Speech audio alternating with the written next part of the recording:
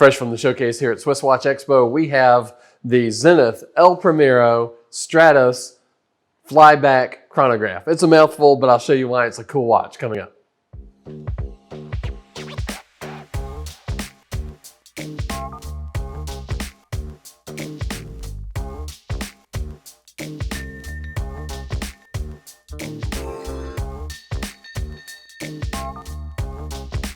When you look at the history of the Zenith El Primero, it is one of the most revered watch movements in all of the watch world. I'm sure you know by now, having watched some of these videos, that it was the movement Rolex chose in 1988 for the Daytona, and that really ushered in the modern era of the Daytona. It was the first one that had the automatic winding mechanical movement, and it was really the advent of the wait list.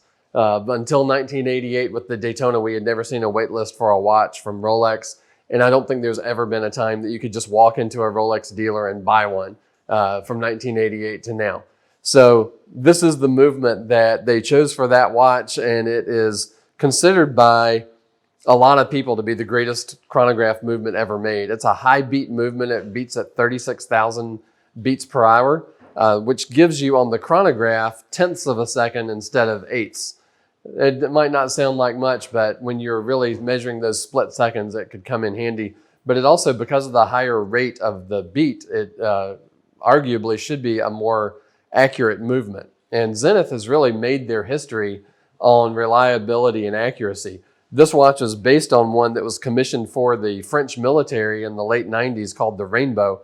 And the Rainbow was designed to withstand G-forces of up to 9 to 11 Gs. So it really could kind of take it all. And when you combine that with a very durable case, a movement that has stood the test of time, it's a winning combination for sure. Now, they don't make this watch anymore. This one premiered at Basel in 2011. And I think it's sort of a shame that they don't make it anymore. If you look at the Zenith website now, it's not really even mentioned. But the Stratos was very cool for a lot of reasons.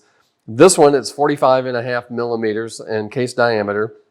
It's extremely light, especially when you look at offerings from companies that incorporate this black and rose gold combination. It is made out of, the case is made out of a material called Alchron. And when I've Googled Alchron, I couldn't find anything about it except having to do with this watch. But what they say about it is that it is a material that was historically used in the aircraft industry.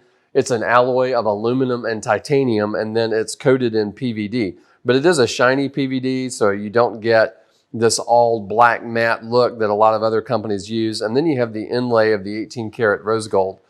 The bezel, of course, is ceramic like you expect from most modern watches. It's watertight to 100 meters, so you could definitely use it for any kind of water activities, although the alligator strap might not be as happy about it.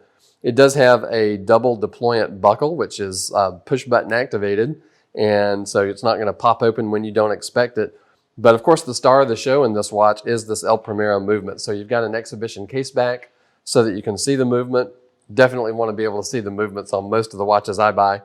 But when you look at the dial, really, like I said, the movement is the star of the show. It's a flyback chronograph. So when you start it and stop with the top pusher, you can reset with the bottom pusher. But while it's still going, you can always reset with the bottom pusher, and it doesn't require you to stop first. It just keeps checking the time. You wouldn't lose those minutes if your timing lapse. It's really a handy way for a chronograph to work. But the amazing thing about it is just how buttery smooth it feels. The subdials that overlap, this has become a Zenith motif. I really enjoy the symmetry of the dial with the 6 o'clock aperture for the date.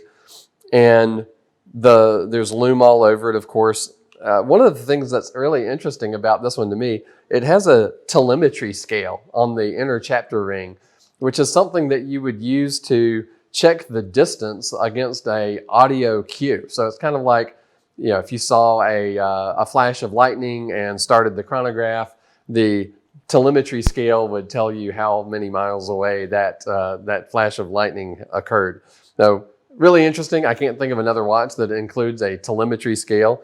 It's really kind of hard to see on this watch, So I don't even know if anybody would ever use it or really notice that it's there. But the word Stratos is in red. It's a nice touch with the pink gold. And it's just really light. And at 45.5 millimeters, it sits nicely on the wrist because the lugs aren't real long.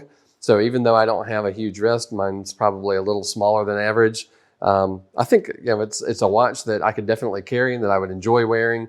It's not real thick. It's not very heavy. So if you are bothered by watches that are heavier, you might really enjoy this one with the Alchron case. It's definitely light.